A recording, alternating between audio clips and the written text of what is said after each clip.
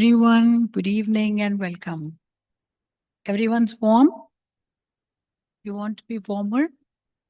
If you come in cozy, closer, you will feel warmer. You want to do that? Anyone know? You're good where you are? You have your coats with you and it's okay? We also have a coat closet out there where you can hang your coats if you don't want to hold on to them. But if you want to hold on to your personal belongings and coat, that's okay too. You're warm enough? All right. Just a few housekeeping things. Mobile phones, can I request that you please put them on silence or mute or, yeah? You all have your phones? And it's already on mute, I guess. Okay. If you need any assistance, we are right here. Anyone in white, you can just come to us. We will be able to help you. You know where the restrooms are? They're downstairs. Right from where you came in from the lobby, to the left are the stairs that go down to the restrooms. There's also water there. And it's going to be an hour and a half to 2 hours of a program. We request that you stay seated so that there is this beautiful experience. Thank you all for coming here, and most of you came on time. Although we started a little late, we were waiting for some of the participants to make it here. Welcome again. So, do you all know the program that you're here for? What is Shiv Ratri? Yes. And what is the topic today on Shiv Ratri? This gives you 5 marks. It's a 5-mark question. 5 points, no? It's God's power to renew and restore. How many of you are here for the first time in Harmony House? Oh, can I see hands? High up? Very nice. And such a cold day, and you made it, and we are really, really happy. So, Shiv Ratri is a very special festival.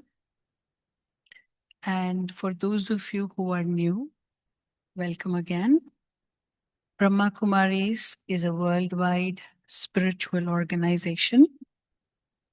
We mostly teach about the divine, and we believe that each one of us within is divine. So it starts with remembering that we're divine. And one of our main teachings is Raj Yoga meditation. So all of you, after this program, you will have an opportunity to join one of our foundation courses if you want to learn Raj Yoga meditation. We have about 9,000 plus centers in more than 120 countries. And we are more than 1 million people following this path of self-transformation and working towards world benefit. So today's program is going to be a beautiful evening. And I'm happy you all made. How many of you watched Super Bowl? I'm sure none of you. So we were wondering about the clash we had today. So to begin this evening, we will start with a few minutes of quieting ourselves.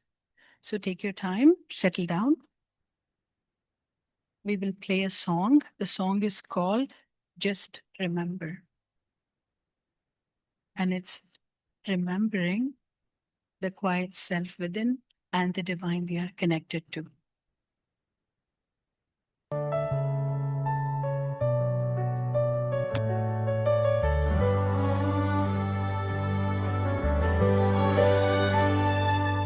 In the middle of the day, I pause and breathe again. A quiet thought reminds me, peace is close, my friend. When I forget inside, life begins to feel tight. When I return within, everything feels light. Just remember who you are. Just remember where you stand. The more you hold this awareness, the more joy fills your hands. Just remember with some love, let it guide what you do.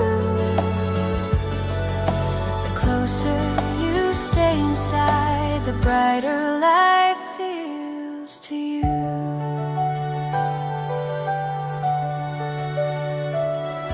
Every moment shapes the path, every choice leaves a trace.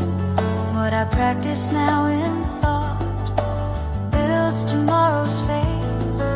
I move with gentle focus, I stay awake and clear. Each small step with care brings the future near. May my heart stay free and wide, turning small into something high. Daily tasks become light when my purpose feels right. Slogan line, I rise above the clouds of light in just 1 second of light. Side by side we walk as one.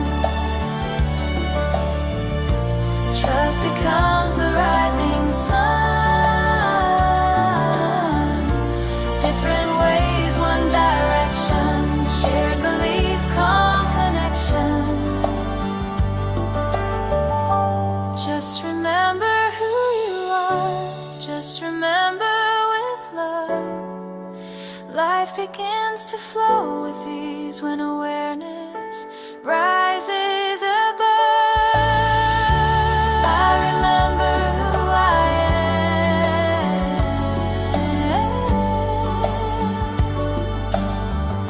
am, and peace returns again.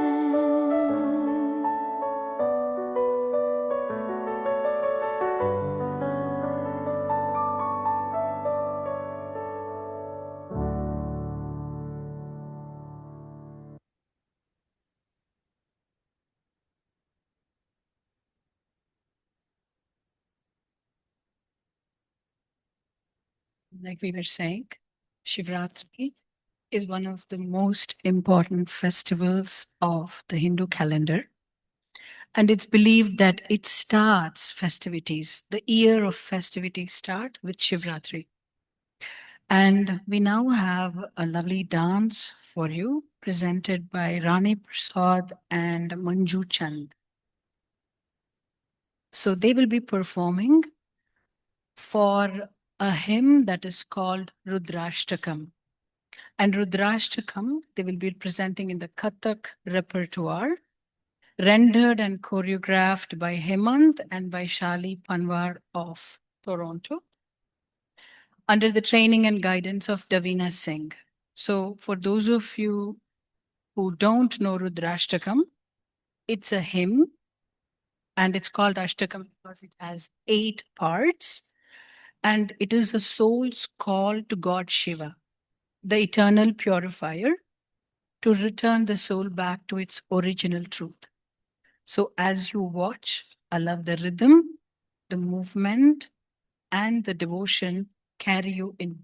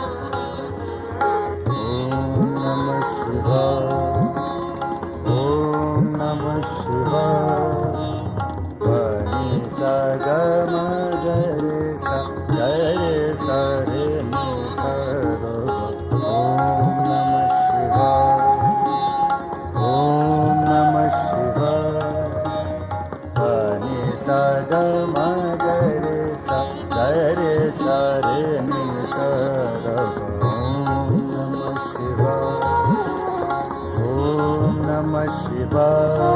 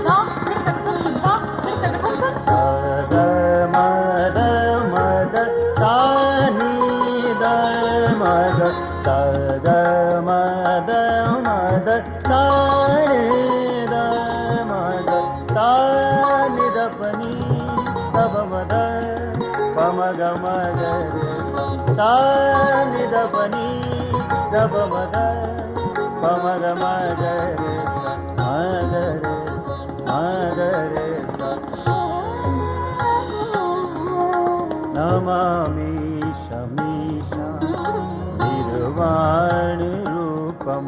Namami Shamisha Nirvani Rupam. Vibhum Vyaputam Brahma Veda Swarupam. Vibhum Vyaputam Brahma Veda Swarupam. Nijam Nirgunam Nirvikalpam Niriham Chidakashmakashvasam Bhajeham.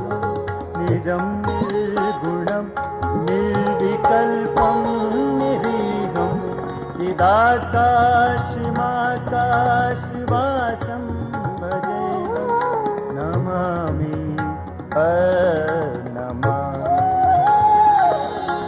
Niradkar Omkar Moolam Turiyam Girajyan Gotit Misham Girisham. Niradkar Omkar Moolam Turiyam Girajyan Gotit Misham Girisham. Karalam Mahakal Kalam Kripalam Gunagar Sansar Param Nato. Karalam Mahakal Kalam Kripalam Gunagar Sansar Param Nato. Namami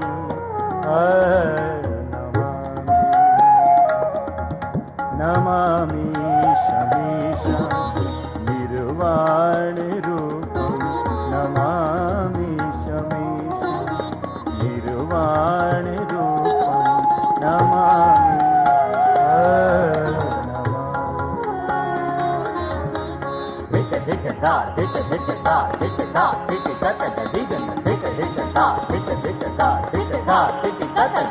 Prachandam Prakashtam Pragalbham Paresham Akhandam Ajam Bhanukoti Prakasham Viheshud Nirmudanam Shudpanim Bhajeham Bhavani Patim Bhavagamayam Bhajeham Bhavani Patim Bhavagamayam Bhajeham Bhavani Patim Bhavagamayam. Om Namah Shivaya.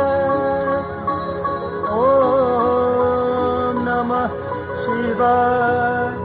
Om Namah Shivaya.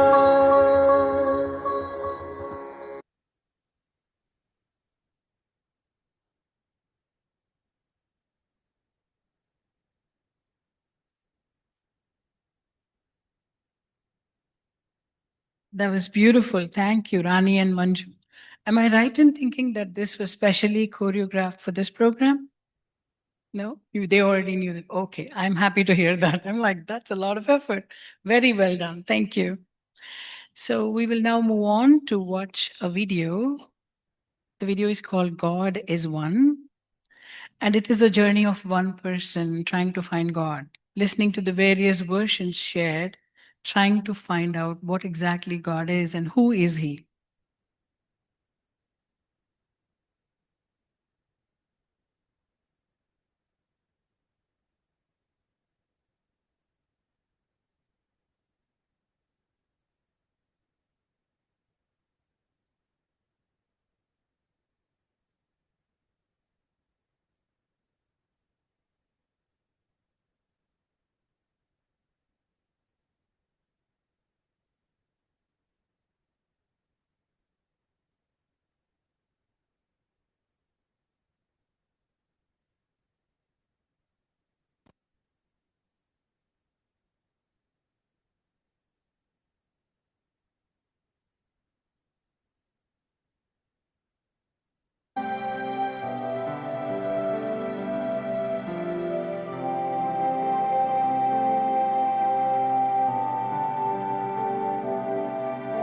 The Hindu says, to the mandir come, and to idols you should pray. The Buddhist needs no statues saying, meditation will save the day. The Christian cries, just follow Christ, forget ye all the rest, forget the mandir and the mosque, for the chapel is the best. And the mullah shouts from minarets high, the mosque will save you when you die, and the rabbi in his synagogue has different ideas of the perfect God. Each and every other man claims intimate knowledge of God's master plan. I don't know who I should believe or which way I should turn, because they tell me all these different things and then say God is one. Some say shave your head and face, grow long hair if you dare. Some say never ever cut the Sikhs' long blessed hair. Some wear white for purity, for others green is best. Some look east to talk with God, while some face south or west. Some say don't drink alcohol, that wine is the devil's device. But some say come and drink with me, it's the sacred blood of Christ. Some say eat kosher or halal, otherwise you will sin. And let the animal bleed to death, but pray for it as you begin. Some say never eat the flesh of another soul with pride. God takes care of all your needs, and nature will provide. I don't know what to eat or wear, or which way I should turn. They tell me all these different things, and then say, God is one. I asked some wise religious men, what happens when I die? What happens when my time is up? My children left to cry. I know that they will burn my corpse, but what about my soul? Will it stay down here on earth? Or is there a heavenly goal? Where is hell and where is heaven? And where does God reside? Who will judge my long life sins? My fate, who will decide? The priest says he will read my rights, and all will then be well. God will take me in his care, and I won't burn in hell. And the Judaist says I will be placed in a coffin in a family crypt. I'll then await for Judgment Day, and the Messiah will have the script. The Hindu and the Buddhist claim the children need not cry. Reincarnation is the only way, and I will never die. I just don't know who to believe or which way I should turn. They tell me all these different things, and then say God is one. But then God sent an angel, her sari white like snow. She pointed me to my inner self, saying, that's where I must go.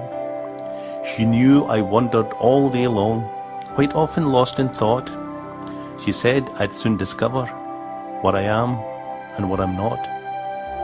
Forget the human labels designed to make men blind. The Hindu, Buddhist, Muslim, Sikh are brothers intertwined. And when men say that their God is one, she said I'd find it's true once I reach my Madhuban, high up on Mount Abu.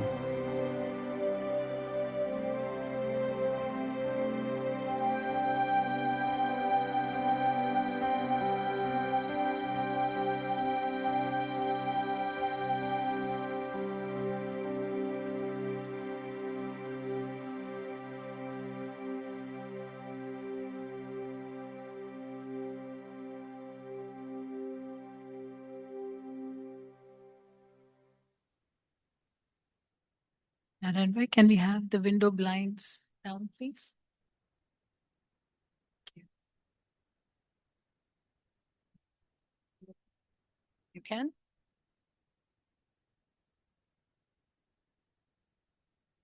This will be even better when the blinds are down.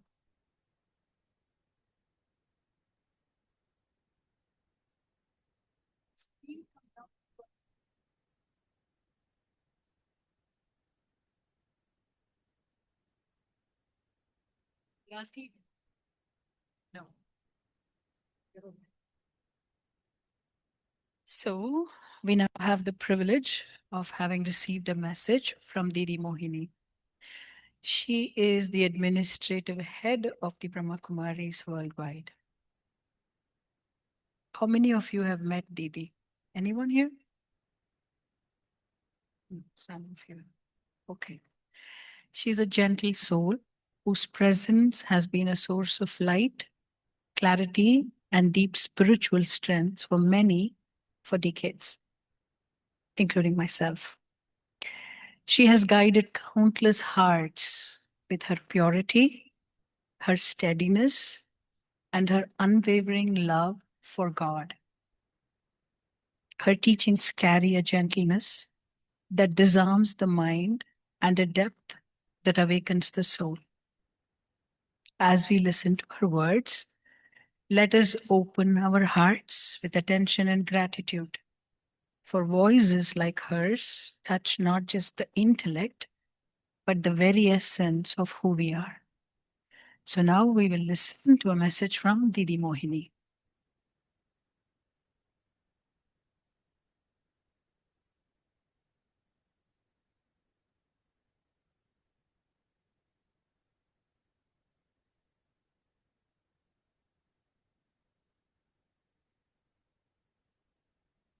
Om Shanti. Greetings of peace and love to everyone. It's such a beautiful topic, but little bit on where people have different opinions about God. They say that God is described in many, many different ways. They say every mouth has a different opinion about God. But one of the concept, one of the aspect is kind of believed and understood by everyone is about God's power. But some think that, if body is not well, then God should help us to heal. Some say, oh, I have some kind of, shadows and darkness within, and I want light. And some, everyone has a different expectation of how God's power can work on me or for the world. So what I understand that yes, God has power, and God's power bring transformation. It's kind of a new energy, because as soon as we understand and hear God's versions, what God says to us, then immediately transformation happens. And that transformation is that anything which is negative, anything which is internal, like frustration, it could be disappointment, it could be disheartened, or we look at God and then renew our energy into all the time be hopeful, loveful, peaceful, keep making yourself full. So then this renewal also brings what we call renewal of the world.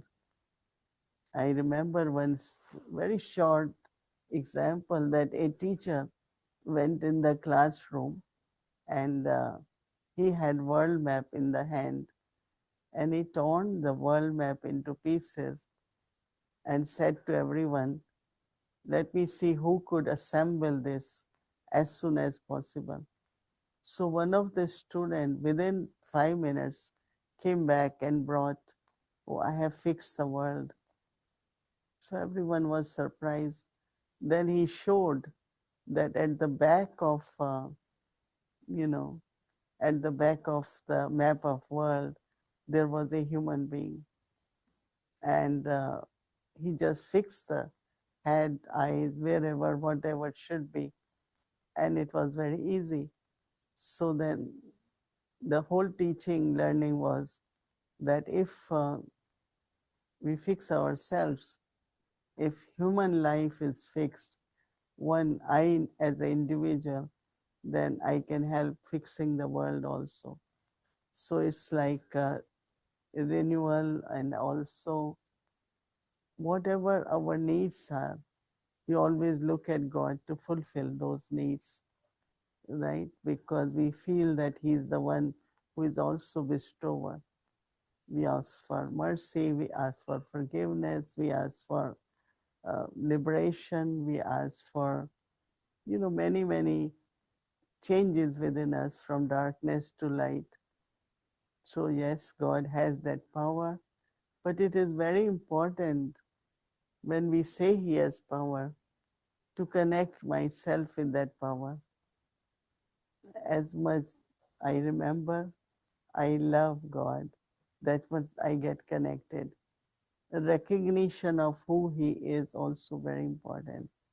So the knowledge brings that understanding, recognition of God, and also then meditation helps us to connect our mind and intellect with God.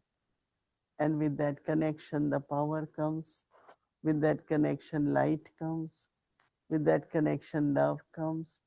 And all of us feel very renewed, liberated, and also healed internally. All the past, all the hurt, in remembrance of God, the forgiveness comes, and we are able to forget and heal ourselves. So there is a lot more which you all will hear by different speakers. But to begin with, that's what I want to share. And I'm very glad that you all have come to listen. And I'm sure you will find the method, you will find the way, and you will understand, practice it, and experience in life that renewal and God has bestowed. And yes, good wishes for all of you. Om Shanti.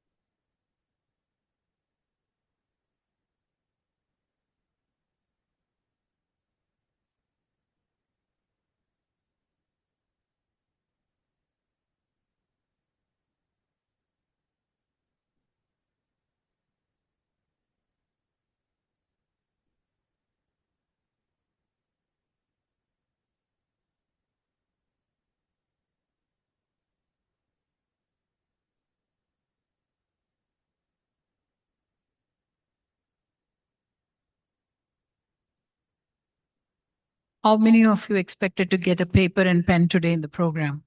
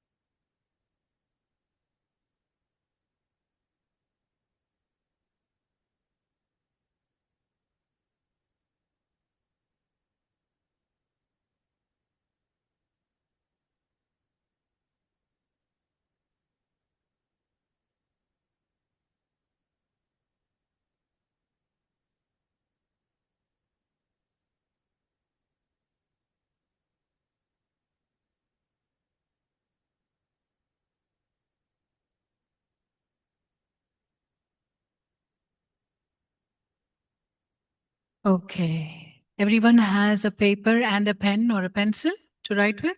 Anyone who doesn't? Can I see hands? You need a pencil? We need a pencil here in the third row. Brother doesn't have a pencil. Yes. Everyone else has it now? Okay. So on a really, really cold day, all of you have come here for the Shiv Ratri program.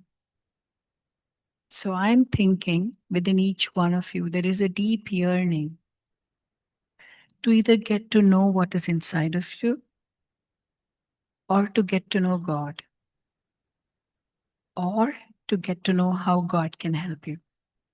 Am I right? Am I right? There must have been something that inspired you to come here, right? So we wanted to do two parts of the program today. One is to give you an opportunity to reflect within as to what is going on within. What are you looking for? I wish I had had this opportunity 35 years ago when I was looking. But the idea is to just help you to reflect within to see what is it that you are looking for in life, or what is it that you're looking for within yourself. We do that in three segments, right? So we are going to explore three roles of God today, which is first, like he's the healer or the comforter of hearts. Anything in your heart. How can God be a healer or a comforter? The second role we are going to explore is liberator. If there is anything that's holding you, bonding you, you feel like you're in a bondage or you're carrying something, how can God help liberate you? And the third, how God is a benefactor. How he benefits us by having a relationship with God. What am I going to get? Right? What is going to happen? So we will do it in three segments. In each of these segments, for 5 minutes, you will have three questions that will come up on the screen here. You'll reflect within yourself. Based on those reflections, whatever you want to write, feel free to write. And remember, this is personal. We are not going to ask you to share what you're writing. You don't have to give it back to us. It's yours to keep, but it's for you to know what's going on inside. In the second segment, we will also display on the screen, but one sister will share how God plays that role of healer or liberator or benefactor. And in the third part, we will do a small meditation for 5 minutes in which you can experience God in that particular role. Am I clear? You all follow what I'm saying? So we will first do healer, comforter of hearts. So we will have three sections, right? 5 minutes. We will reflect, we will listen to how God plays that role, and then we will try and experience. Once we do that, we'll do the same thing with liberator, and then we'll do the same with benefactor. Have I been clear? Anything that's not clear? Okay. So let us begin. The first one is God as the healer or the comforter of hearts. The one who sits with the soul gently, softens its burden, and restores peace. Narayan Bhai, if you can please show us the questions.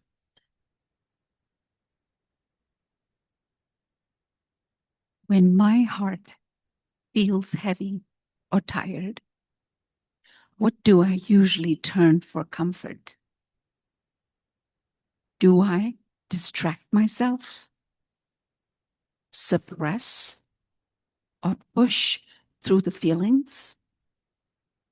Or allow myself to take a pause and be supported?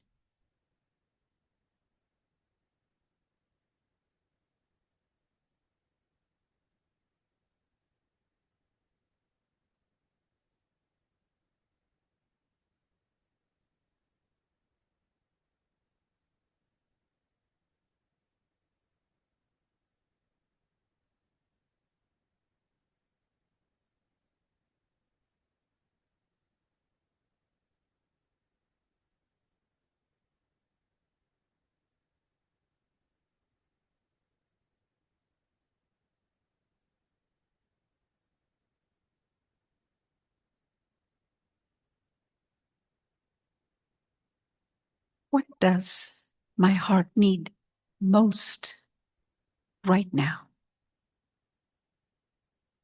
Reassurance, rest, clarity, or understanding.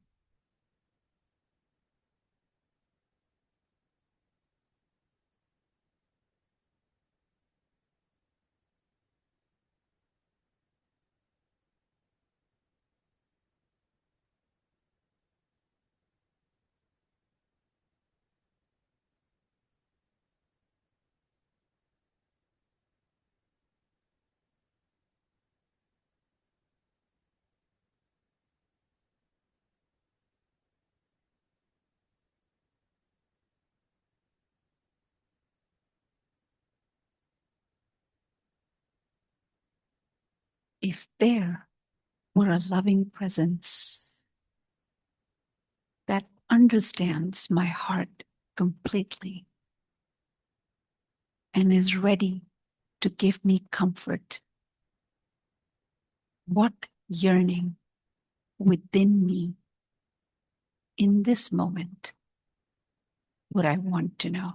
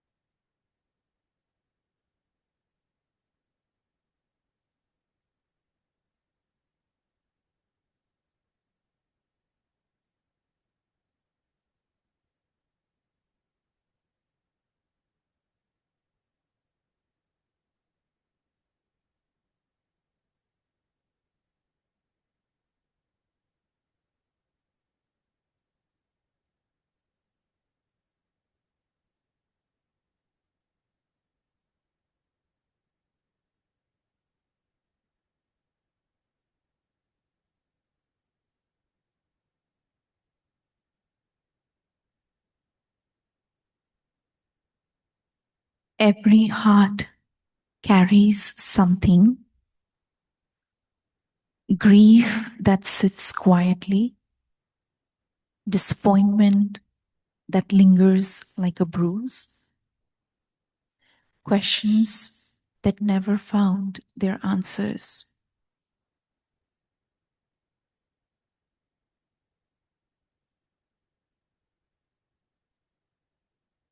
And the truth is, not every pain knows how to show itself. Some hearts keep moving, keep smiling, while trembling when no one can see.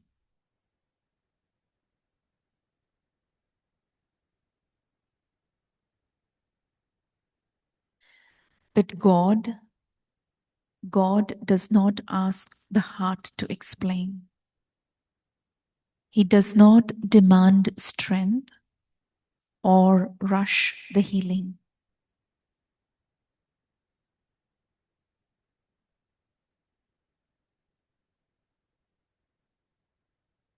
He simply comes close, closer than breath, closer than thought, the comforter of hearts.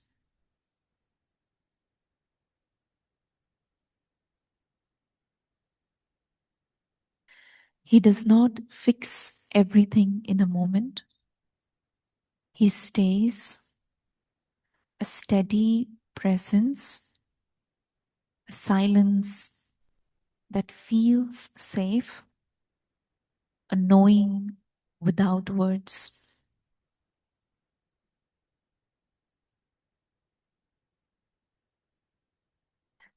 And when the heart is tired from holding itself together, he whispers, rest right here. Something soft happens.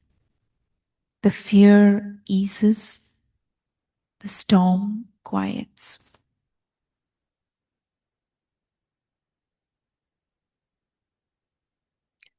Comfort begins, not loud, but gentle. The burden of carrying alone lifts. And in that safety, the heart breathes again, trusts again, opens again, remembering it is safe, it is seen, and never alone.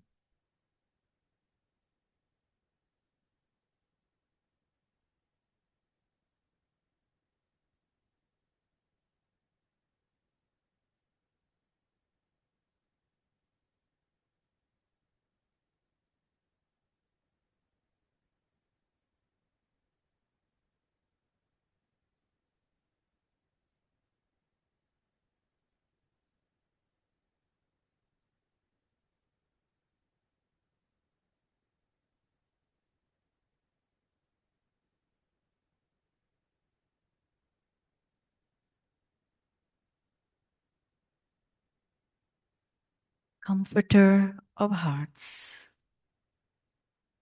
sit comfortably. Allow your eyes to soften. Bring awareness to yourself. Quiet point of consciousness. Notice the area of the heart, not physically, but emotionally. Now imagine a presence that is calm, steady, and kind. A presence that does not analyze or demand, only understands.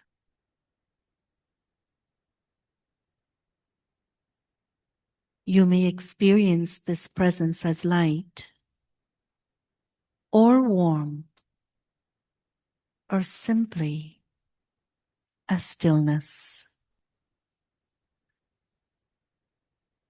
Allow this presence to draw close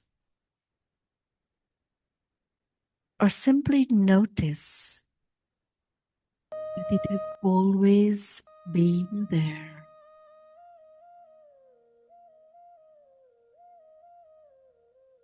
You do not need to speak. You do not need to explain. Let the heart rest.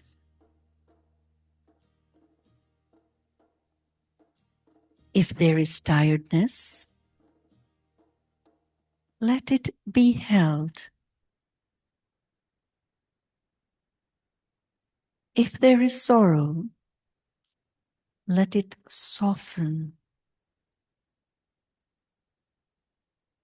If there is silence, allow it to deepen.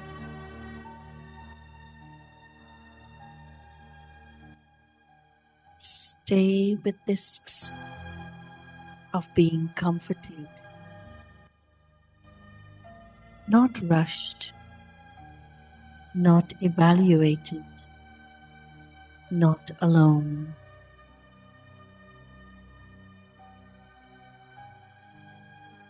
Slowly become aware of the room, the body, the breath. Carry this feeling with you, a quiet presence, that holds and heals the heart.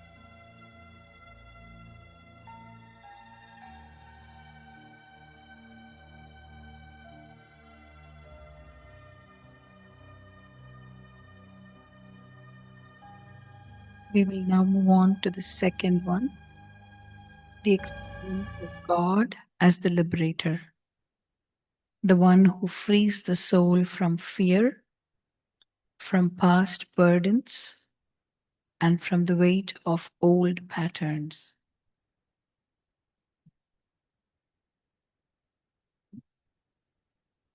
In moments when I feel stuck or limited, what do I most often tend to do? Do I try to control the situation with force? Or do I pause to reconnect with my inner self in silence and allow space for the response to the situation to emerge with ease?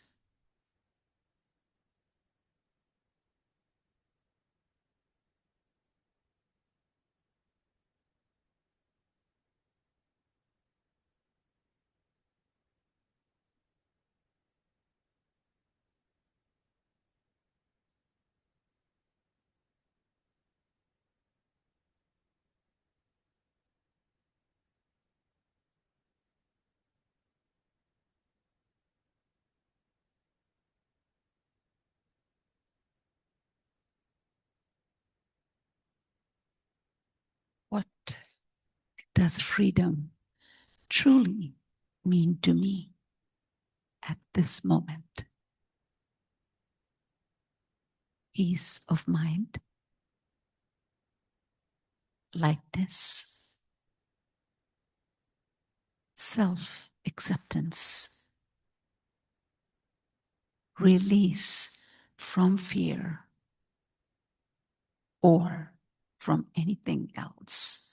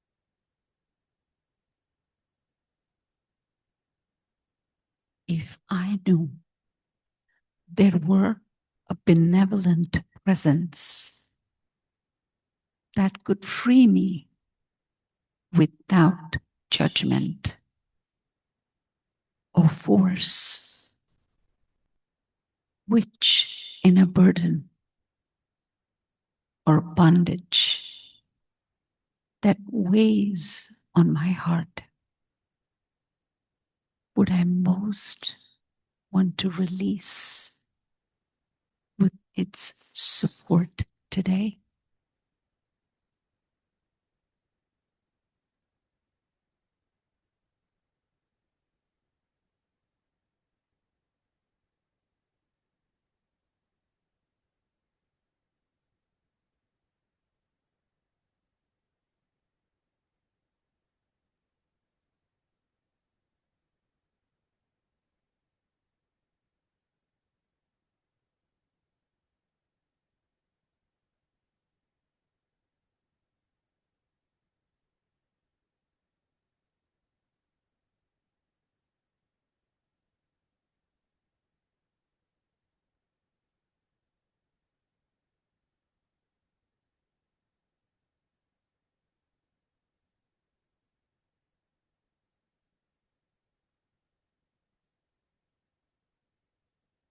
Every soul was once free, pure, peaceful light.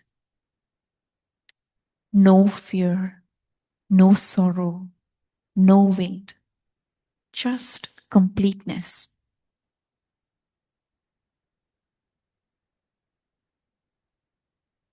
But life happened. The soul entered the cycle. Roles, expectations, outcomes, and slowly and quietly it began to carry weight. Every action left a mark. Every attachment tied a knot. Pain, fear, desire. This is bondage.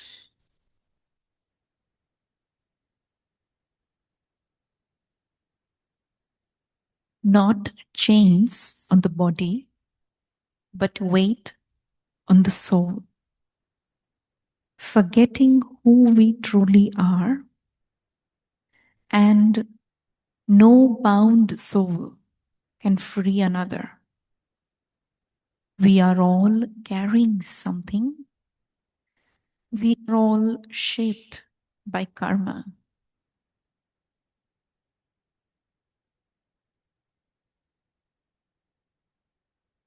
So God comes not with force, not with punishment, but with love and remembrance, the liberator.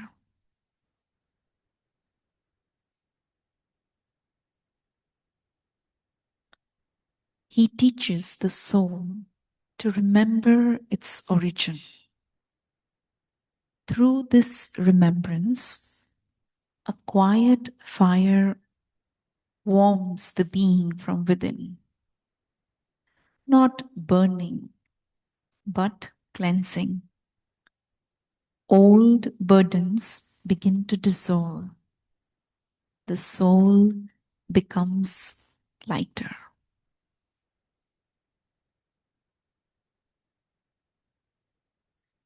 Liberation is not the end. It is the beginning of freedom from fear, from old patterns, from unnecessary pain.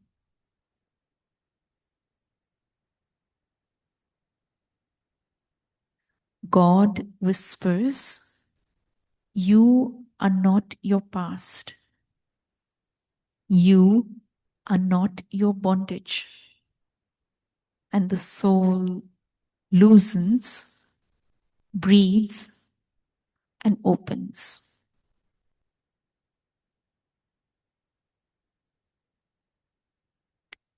The liberator does not remove us from life. He teaches us to live unbound. And in that freedom, the soul remembers who it has always been and who it has always belonged to, and the home from where it came.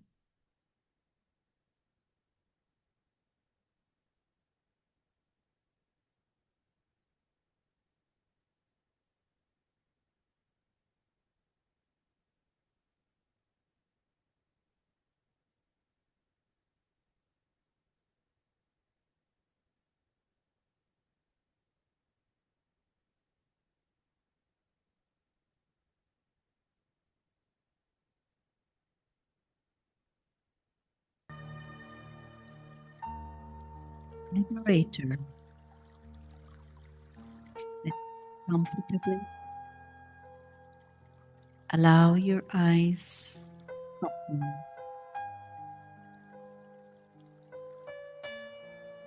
Bring awareness to yourself. I am light, quiet point of consciousness.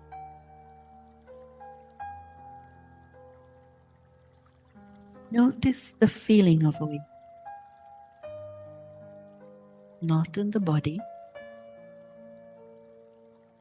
but within the mind.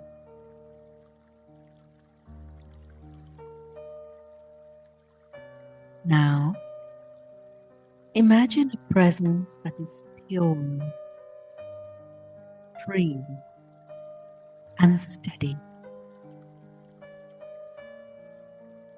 A presence untouched by time, roles, or past actions. A presence that liberates without effort.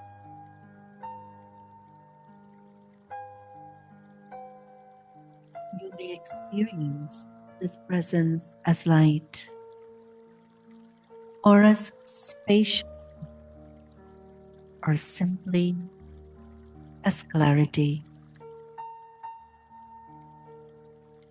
Allow this presence to draw close or notice that freedom has always been available. You do not need to struggle. You do not need to carry everything. Let the soul breathe.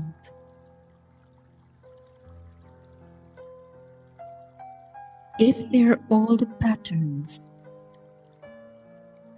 let them loosen. If there are fears, let them soften. If there is heaviness, allow it to lift. Stay with the sense of inner freedom. Quiet, spacious, on purpose.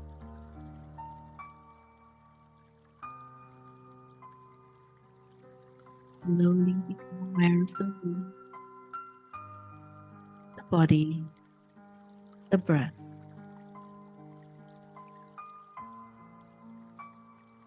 Carry this feeling of lightness within you,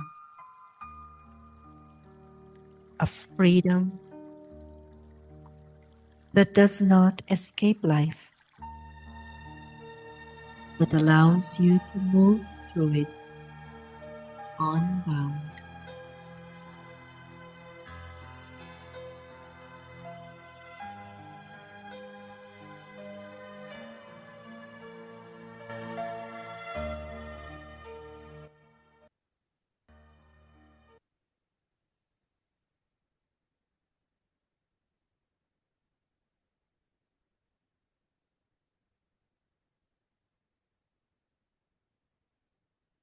Now we move to the final segment that explores God as the benefactor, the one who gives quietly, steadily, and unconditionally, lifting every soul towards its highest state.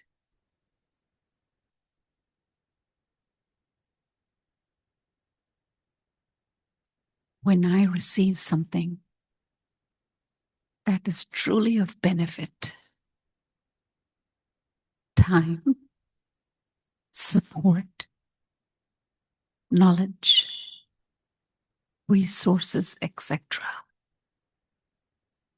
do I hold it tightly for myself, or do I naturally feel inspired to share it?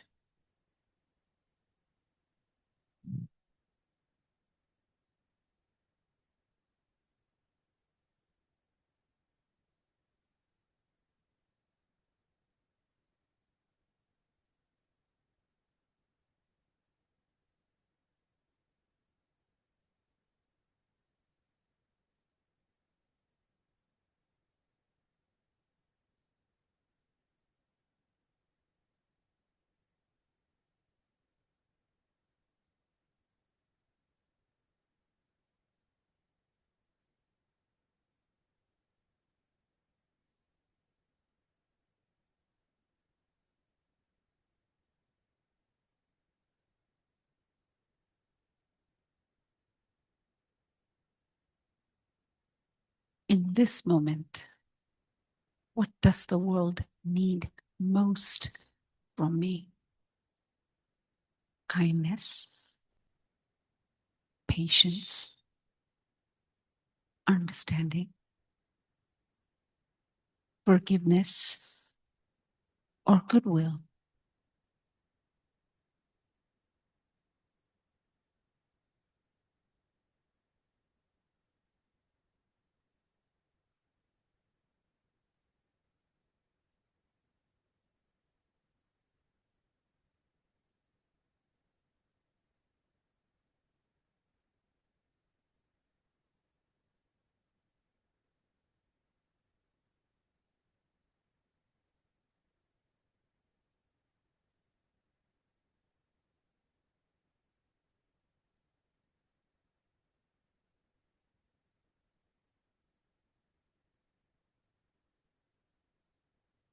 If I were truly convinced that there is a benevolent presence always working for the highest good of all,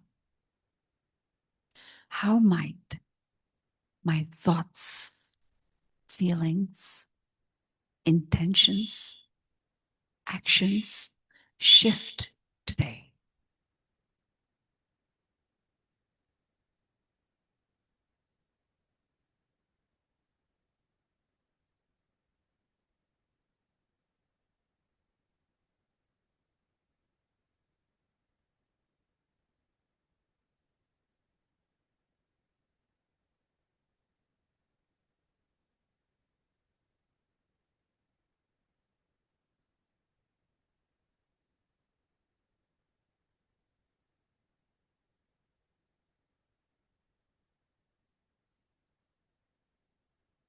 Every soul carries a need. Some you can see, some you cannot. Hunger for peace, longing for purpose, a quiet ache for belonging, for hope.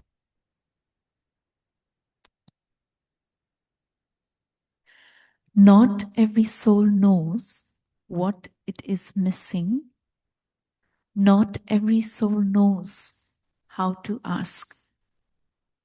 But God does not wait to be asked.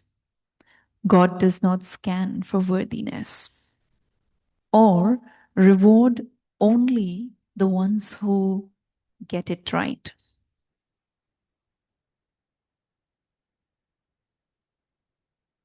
He gives because giving is his nature. He is the benefactor. He sees a world of tired souls struggling, competing, surviving, souls whispering through tears. Is there anyone who truly cares for us?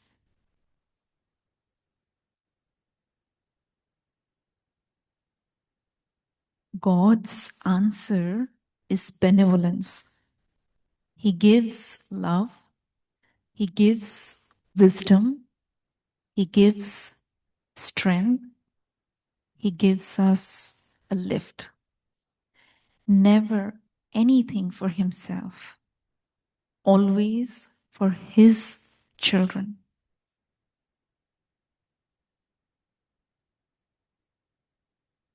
As benefactor, He never asks, "What is in it for me?"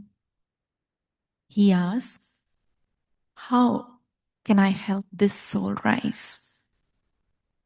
God gives in quiet ways, turning restlessness into stillness, sorrow into peace, fear into clarity, burdens into quiet strength.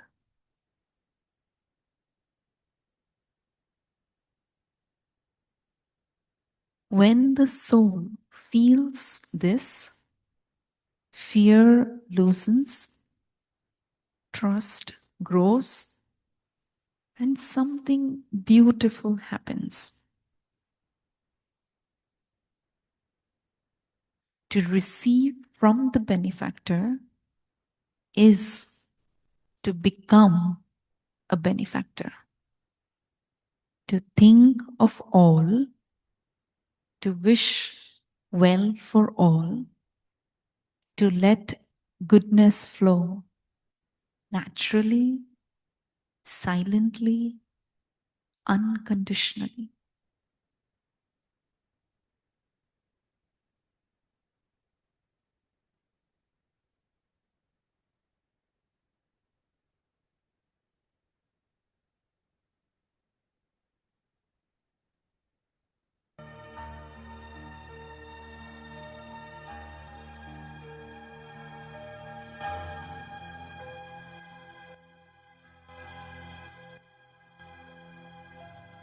Benefactor. Once again, let's sit comfortably. Allow your eyes to soften. Bring awareness to yourself, a quiet point of consciousness. Now let your awareness expand slightly beyond just the self. Notice the space of intention, the place where thoughts and wishes arise. Now imagine a presence that is benevolent, generous, and steady. A presence that thinks of everyone. A presence that gives without expecting.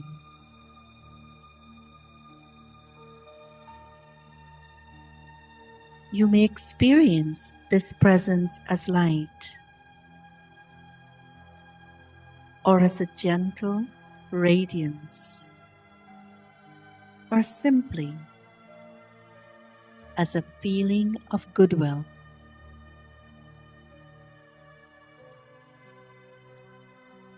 Allow this presence to draw close or simply notice that it has always been guiding you. You do not need to strive.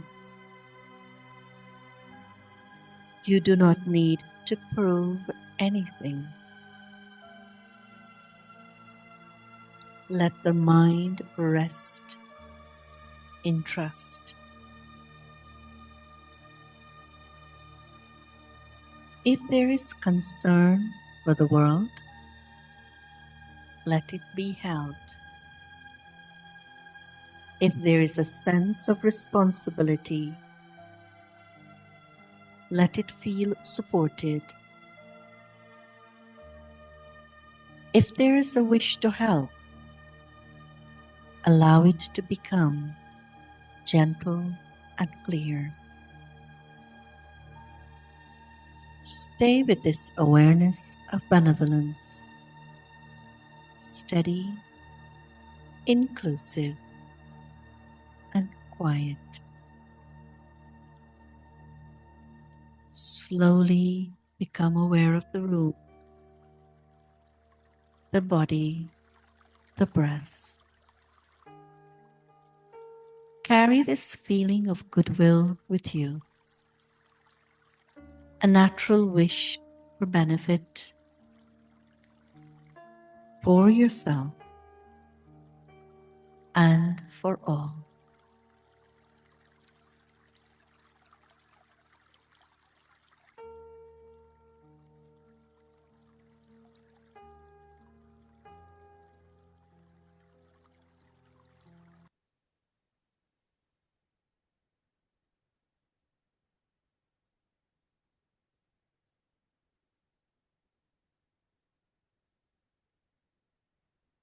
Did you all enjoy the exercise? Did you? It's good. Very good. We're now going to see a short video about God, followed by a song that talks about what God does, what his role is.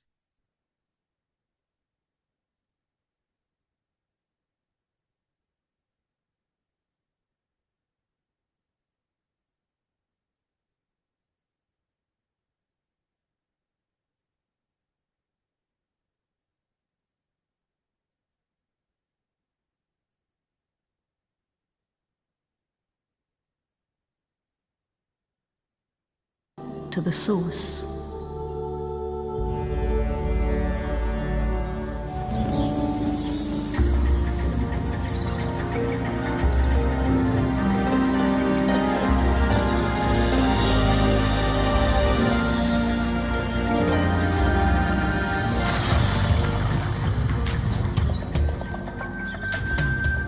We have been calling the divine by many names: God, Jehovah, Allah, Shiva, Shantai. We have built churches, gurudwaras, temples, and mosques to God, and carved statues to represent the divine. We have even waged wars in the name of God. We performed so many sacrifices. We thought God is to be found in nature or in the sky. Then we thought that God is everywhere. Whenever we suffer, we call out to God for relief. But when we are happy again, we forget. We worshipped God as a human form, but at the same time, we don't know him. Prophets and teachers tried to point the way to the divine, but yet no one has reached. In fact, God is our Father and our Mother. God is ours in all relationships. God can never be born like us, nor can the divine ever die.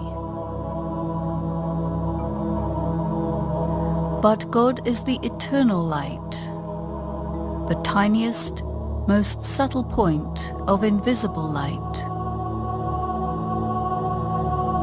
God is invisible to our material eyes, and we too are subtle beings like points of light. God dwells forever in the world of stillness and peace.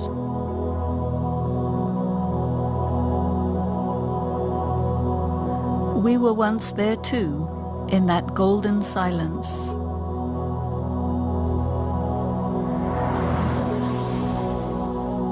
Then we came to the earth. We were born into our bodies and began to live our own stories.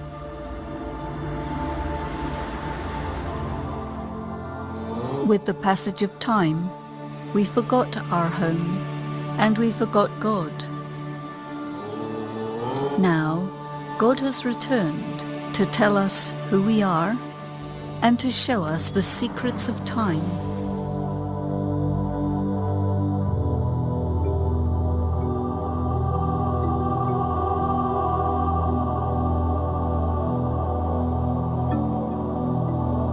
God has come again to fill us with all the love, power, and peace that we had lost for so long. Remember, remember, remember.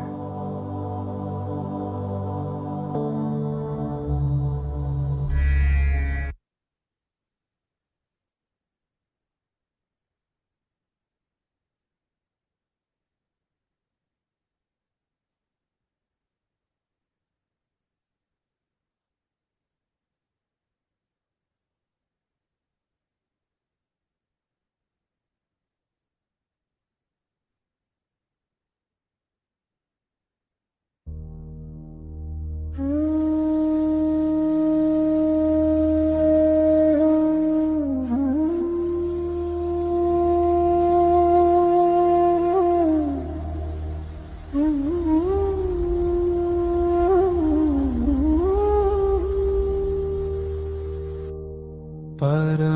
पिता परम शिक्षक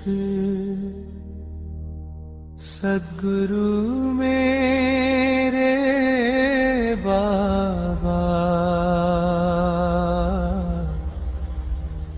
प्यार के सागर आनंद के दाता, शांति के सागर बाबा।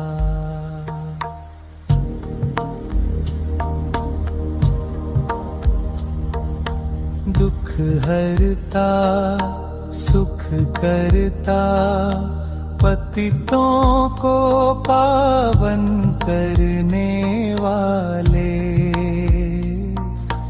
जीवन नैया के सारथी, सतयुग के विधाता है बाबा।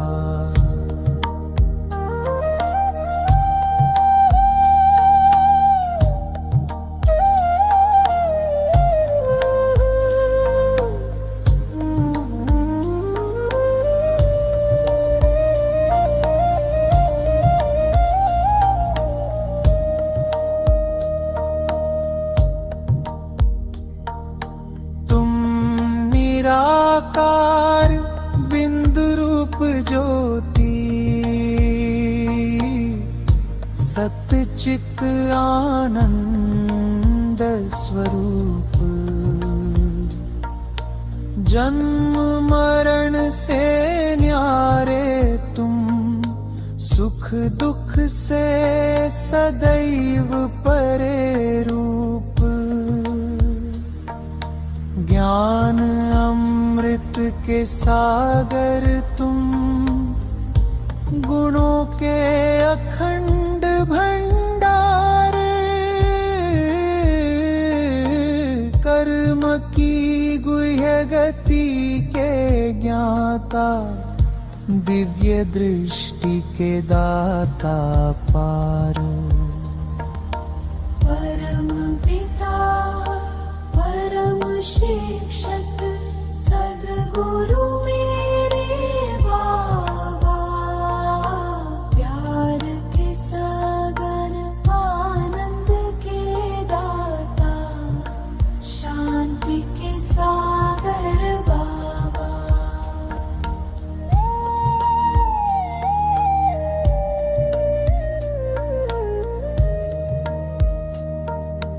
तुम त्रिमूर्ति के रचयिता, सृष्टि के बीज स्वरूप, आसुरी जग का परिवर्तन करते, जग में भरते प्रकाश रूप, काल के पंजे से छुड़ाने वाले, दैवी सृष्टि के पालन करता, नर को श्री नारायण बनाने वाले, मुक्ति व जीवन मुक्ति के दाता। हे पतित पावन आनंद के सागर, मन मंदिर में सदा बसे रहो। परम पिता परम शिक्षक सद्गुरु मेरे बाबा, प्यार के सागर आनंद के दाता, शांति के सागर बाबा।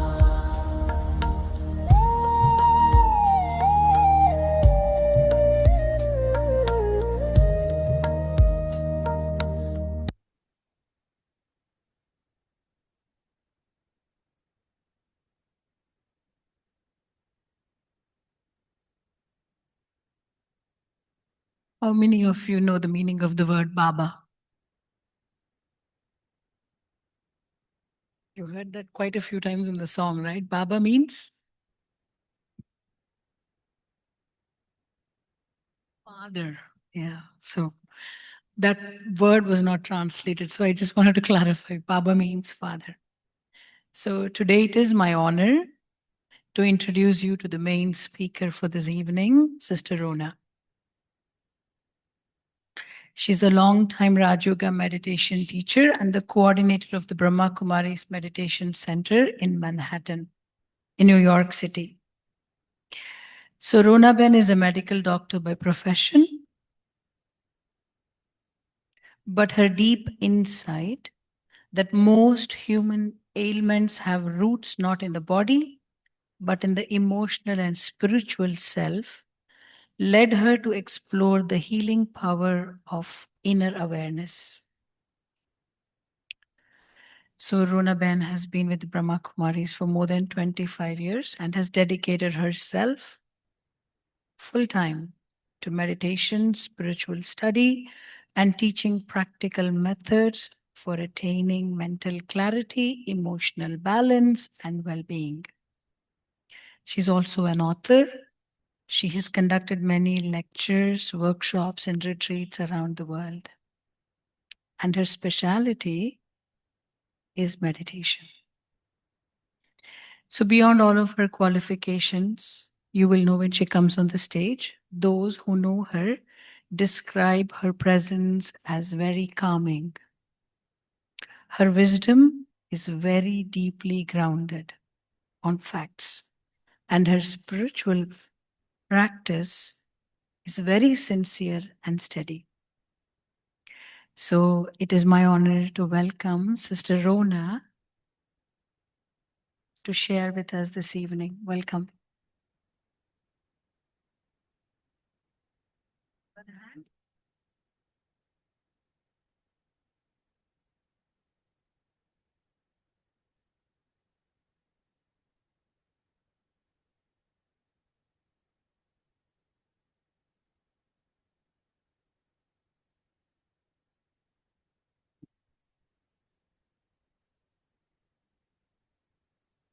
Good afternoon,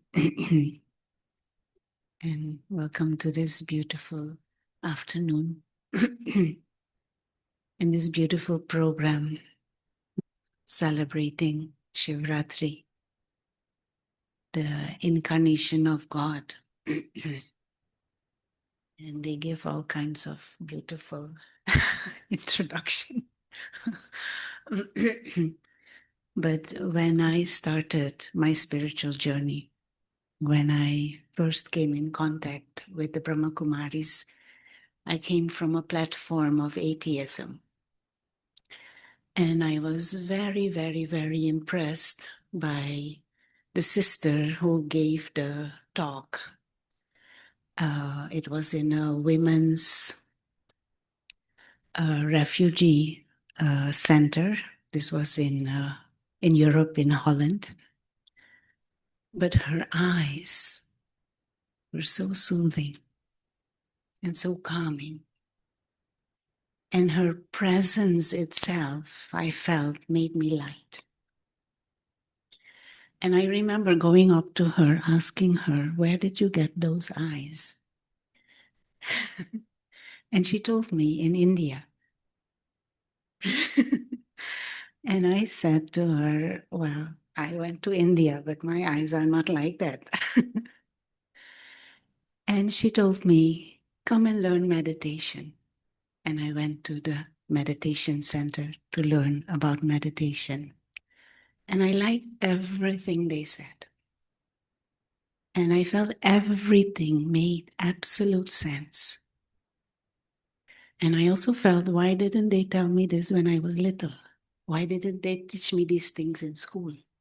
Why didn't they tell me how my mind works? Why didn't they tell me how to think and what not to think? Why didn't they teach me the deeper understanding of the true self? But then came the lesson of God. And at that time I thought, why are they spoiling everything now? And that is because I came from a background, I grew up within Catholic Christianity, and I loved the silence in the church. But most of the things they did and said and the rituals didn't make much sense to me. And I explored different paths. I read the Bhagavad Gita, which I didn't understand much. I read many other scriptures. It didn't make so much sense to me. And the rituals of the path of devotion even made less sense to me. Actually, I felt it made me more confused. And it made me more longing for what is truth. So, of course, I turned to science and I thought, let that give me truth.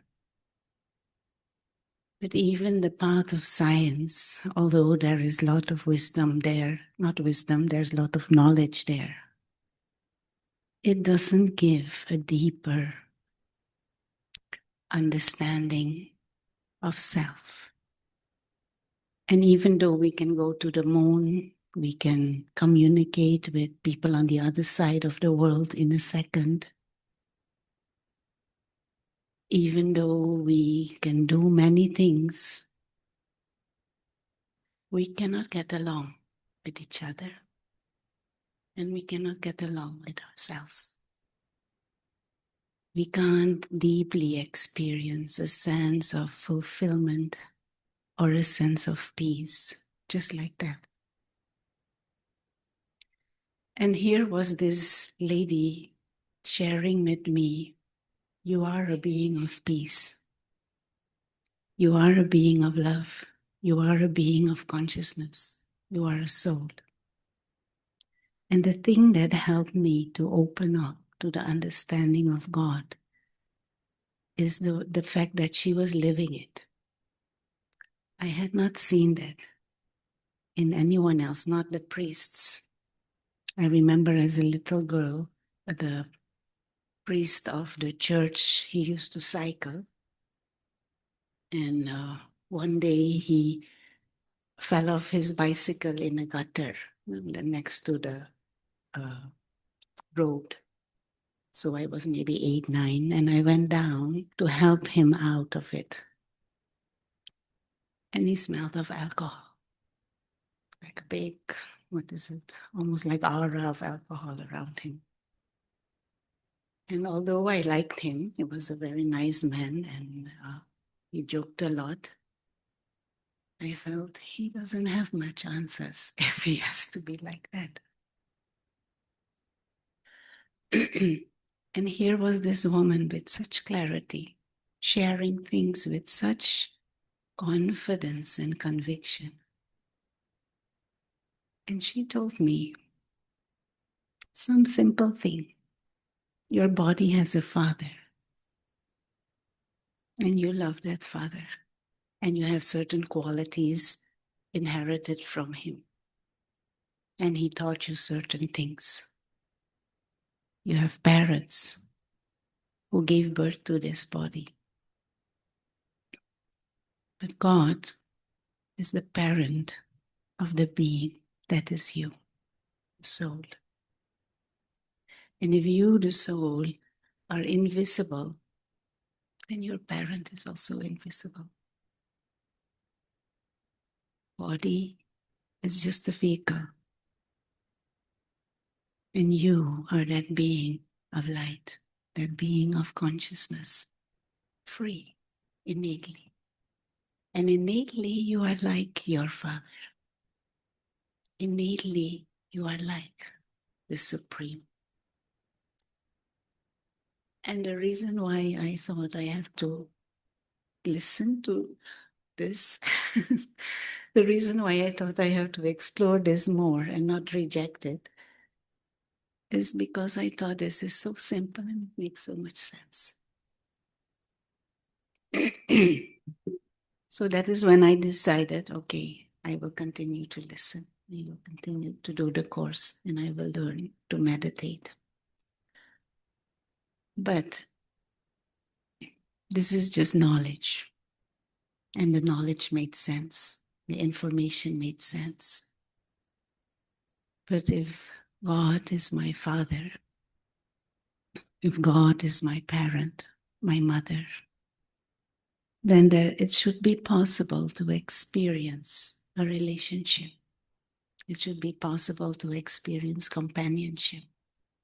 It should be possible to experience God's presence as a living, what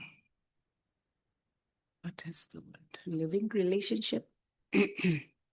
Not someone up there and I am down here, or someone I can't touch or understand. And through the practice of meditation, through the practice of soul consciousness, beginning to experience myself as a spiritual being, using this body, but separate from the body, I began to touch on a certain subtlety and the invisible dimension. And in that state of awareness, Baba, as we see, Dad, but spiritual Dad, is there. And I have come to experience Baba as someone who doesn't know any negativity. Someone who is unaware of this state of desiring.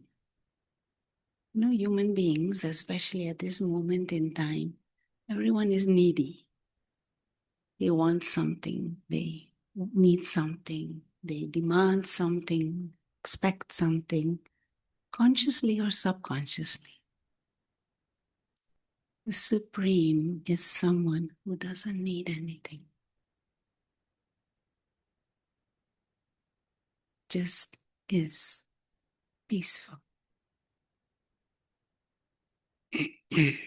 And just try to grasp a companion who doesn't need anything from you, doesn't want anything from you, just gives you company and shares love and peace and wisdom. There is a title of God, Shambhu, zero, Shum. God is zero. Zero? Shuni? Zero in complaints. Have you ever met anyone who never complains? You like to have a friend like that? Zero complaints. Zero desires. Zero needs. Zero ignorance. Someone who is so wise, so benevolent. Zero ignorance. Zero sorrow. Just try and grasp this. A mind that doesn't know sorrow. Can you grasp that? Can you feel that? Mind that is blissful always. You like to be in the company of someone who's like that? Always smiling? And not only smiling with the mouth, but also with the eyes and with heart. Always happy, always light, always free, always wise, and always able to give a positive slant to anything.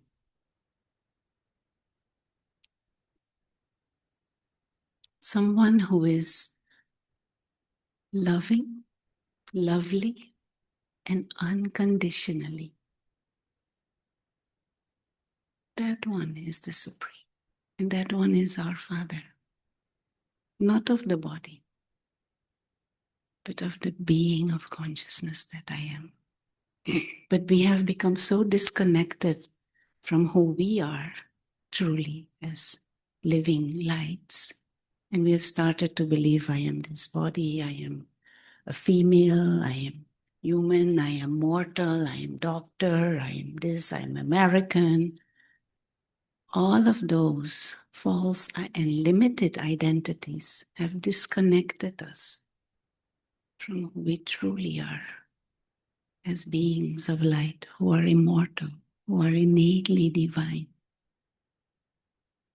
And because we are disconnected from that level of awareness, we also cannot experience the presence of our parent. And God, in the role as healer, how do we heal? Physically, we know you go to the doctor, they give you some medicine, and you hope it gets better.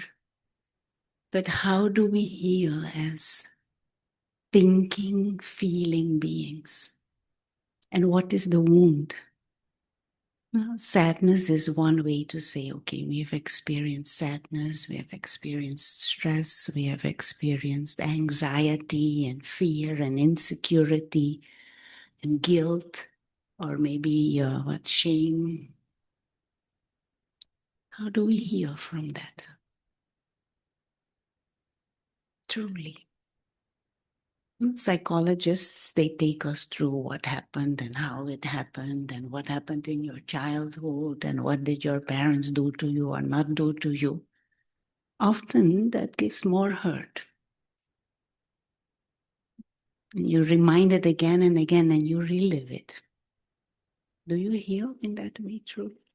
You may understand why, but the hurt is not necessarily healed. We heal by experiencing the opposite. So if there is sadness, you heal from sadness by experiencing joy. You heal from mistrust or guilt or shame by experiencing pure, unconditional love. Truly. You heal from stress and insecurities by feeling safe and secure. And so God, in his role as healer and his role as supreme doctor, best doctor, no? In his company, we can experience that state of love, that state of peace. And in that company, that is being emerged within us, our own peace, our own love.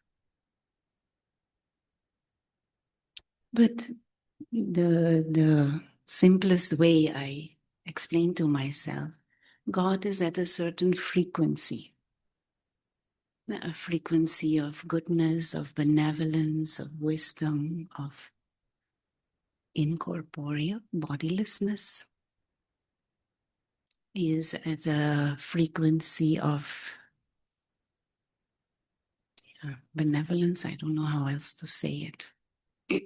And to experience that company, I have to be on that frequency too. And so the whole process of meditation is to bring yourself to that frequency of soul consciousness. And then we don't have to make effort. Baba is there. If you are truly peaceful, you will experience the presence of the ocean of peace. And in that company, you even become more peaceful. But all of this is nice talk from me. And of course, it comes from my experience and my explorations. But it will only become alive for you if you explore that relationship yourself. The liberator is another title of God. What does he liberate us from?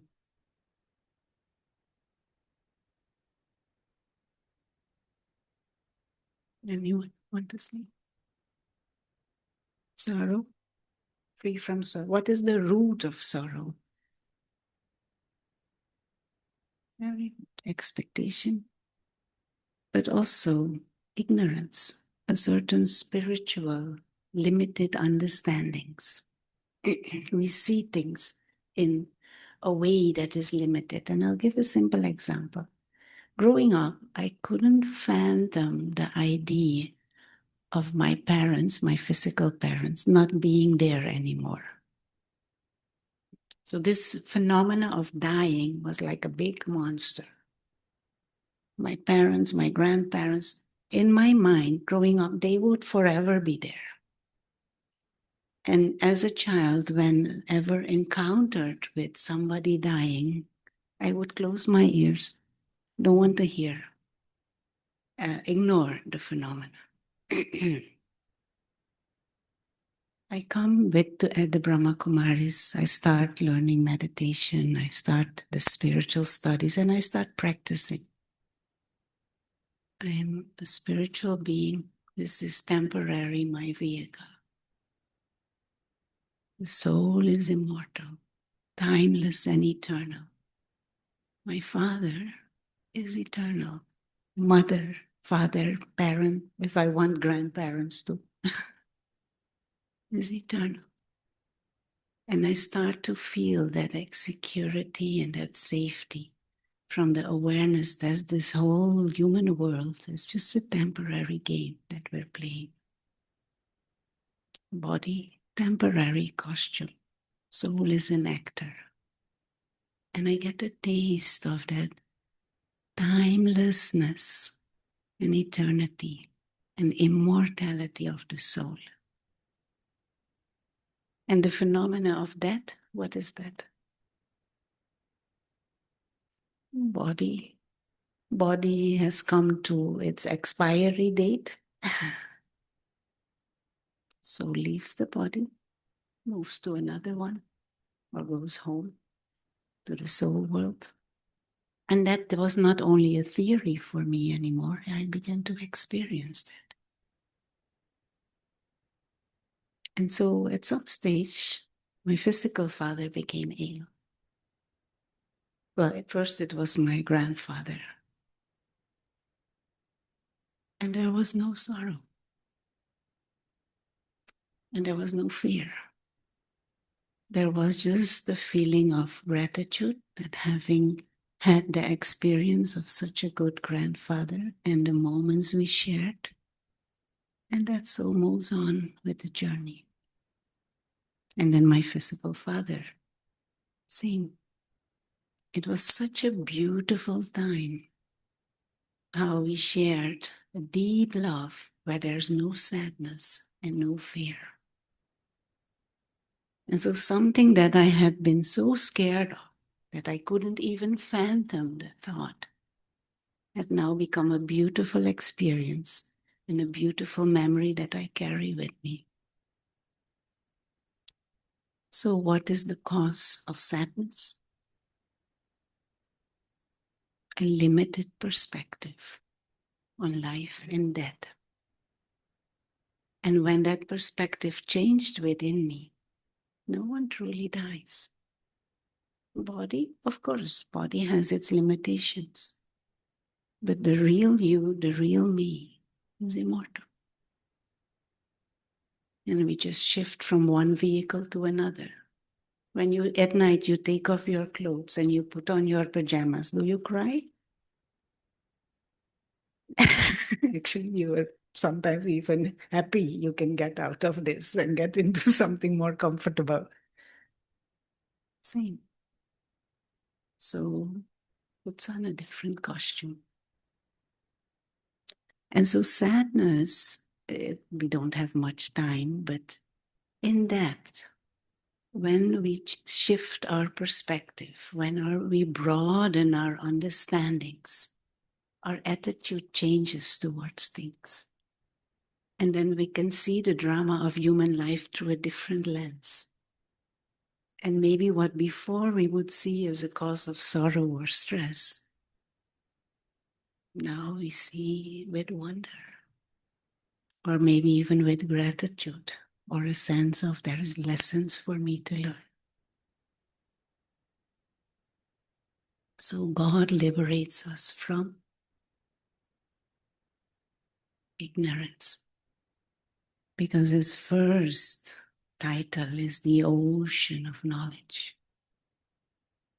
He has a wisdom that human beings don't have. He has a perspective that human beings don't have. And that helps us to be free from ignorance, from sorrow, from sadness, from vices. It frees us from this oppression of our own lower nature. And he is the benefactor, of course. If he doesn't need anything, what will he do? He will give me.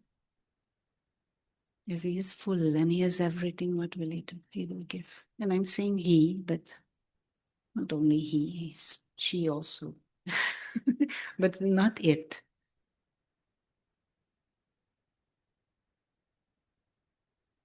God is someone, just he doesn't have a human form. But in human form, we can express the qualities that we experience in relationship with God.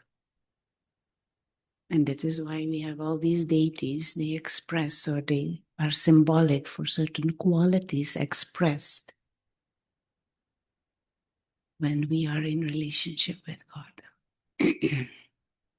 And maybe one of our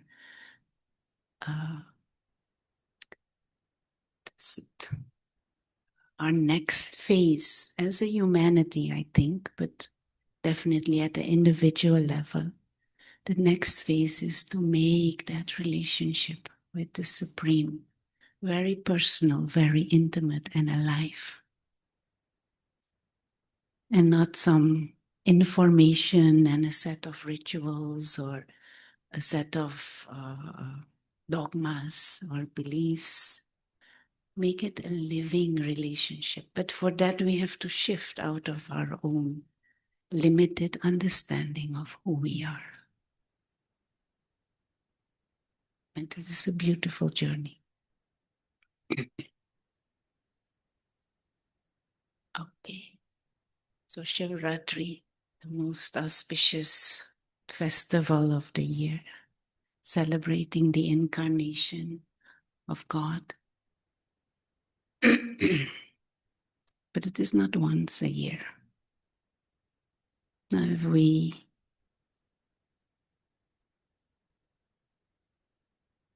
take this on, it is a new life.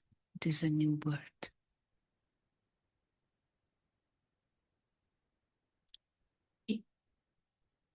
It's a few minutes of meditation together. I know you have been sitting for a while. Few more minutes and then we'll close.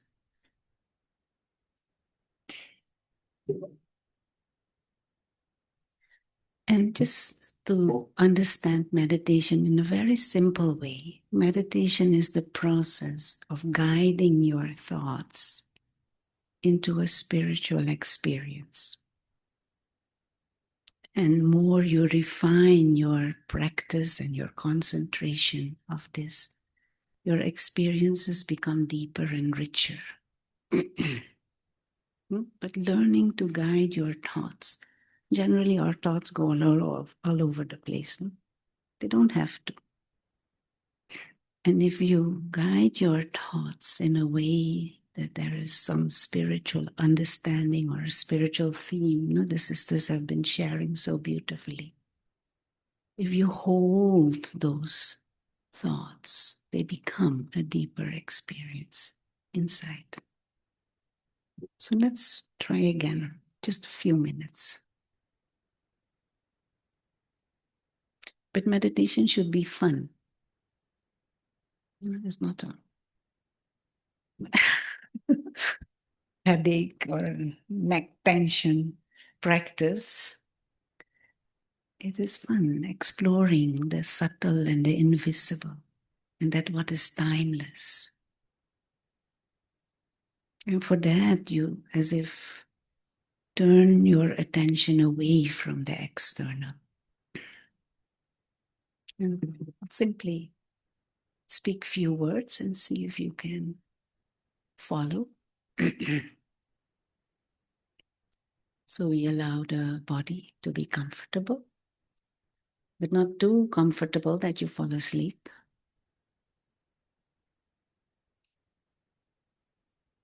And just train this ability of awareness. You're aware of this room, this hall, and the atmosphere in the hall, the lighting, the objects, and there are others around.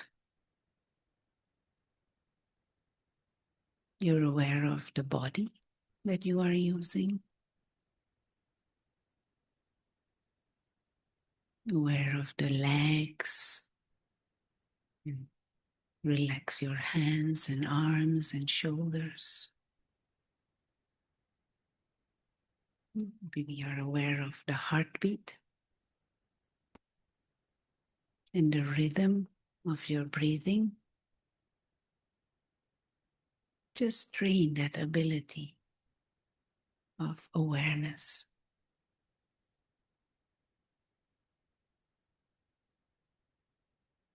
And now, more subtly,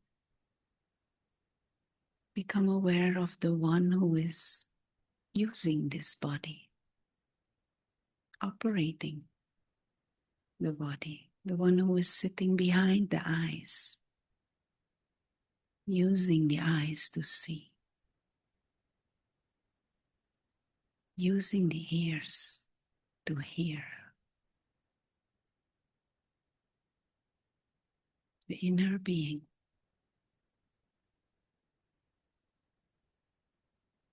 the being of consciousness, soul.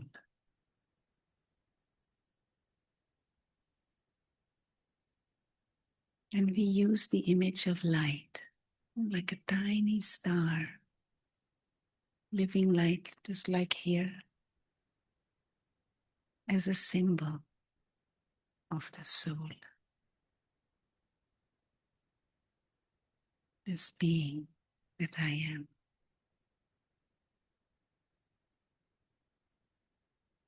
And just hold this image in your mind.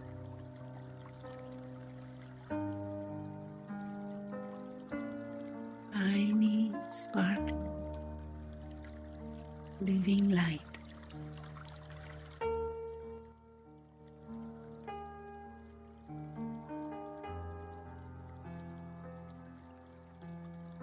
Pure, free.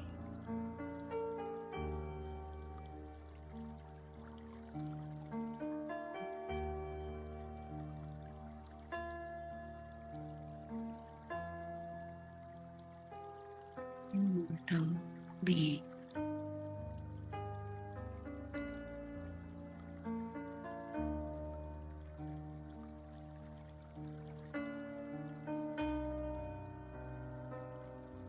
A guest in this body.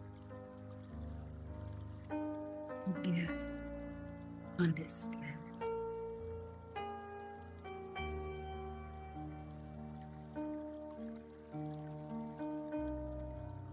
Living light.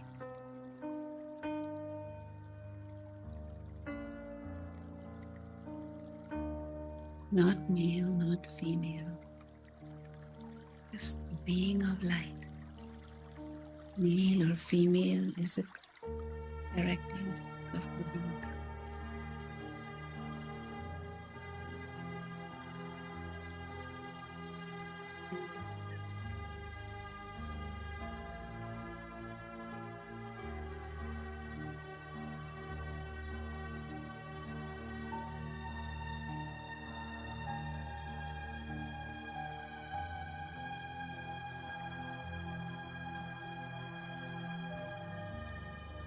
In.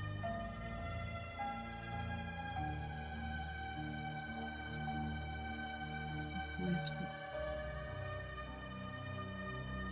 Yes.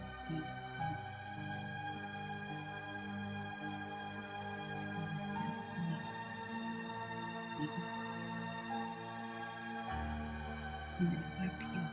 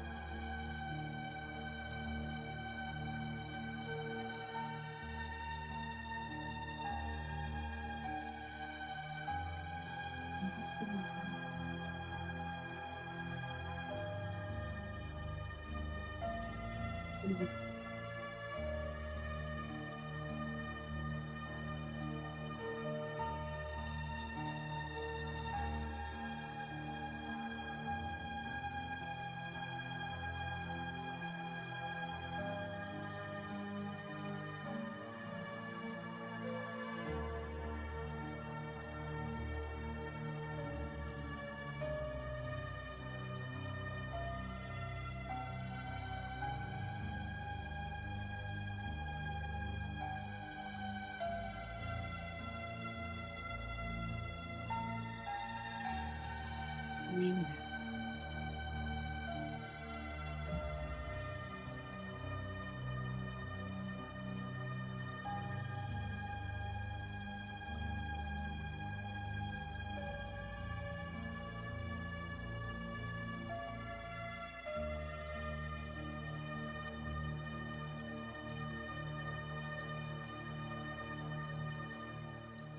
Something we have to we just need to remember.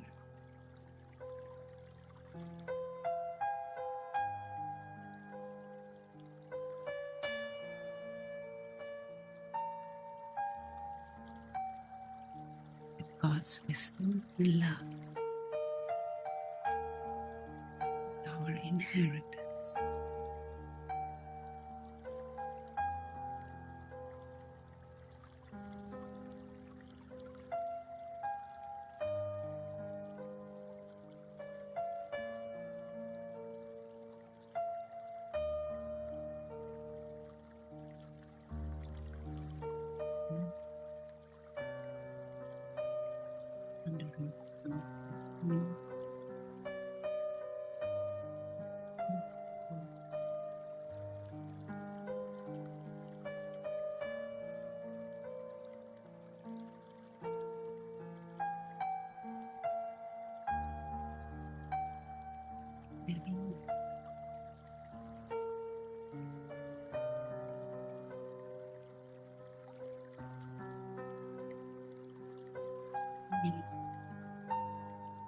God.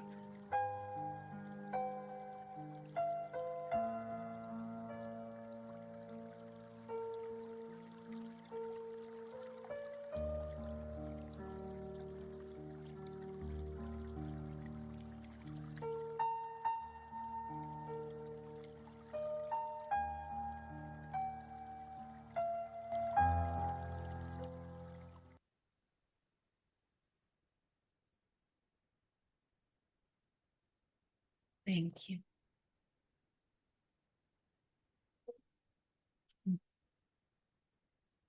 Hmm.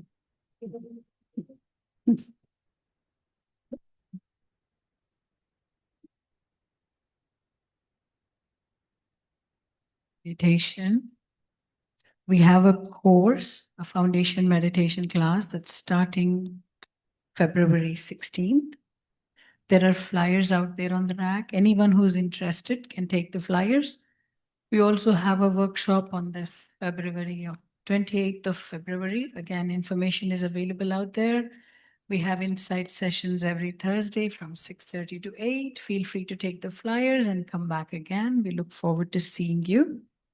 So now, towards the closing, we will have Sister Anjali and Rona. Each one of you can come up Remember the eyes she was talking about? She wanted those eyes that came from India. You want those eyes? So you come, take drishti, and she will give you a little piece of toli and blessing, and then you can go from the other side. Good. All right.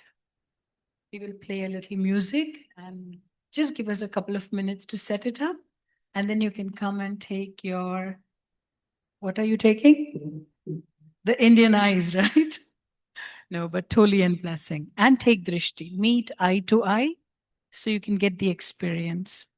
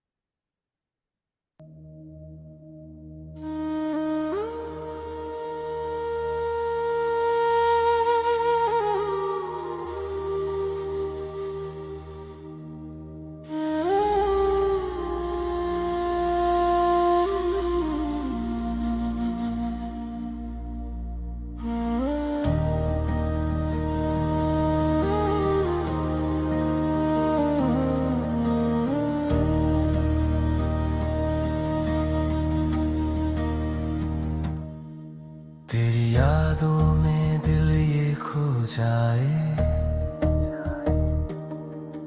हर गम का बोझ यहीं सो जाए, जब दुनिया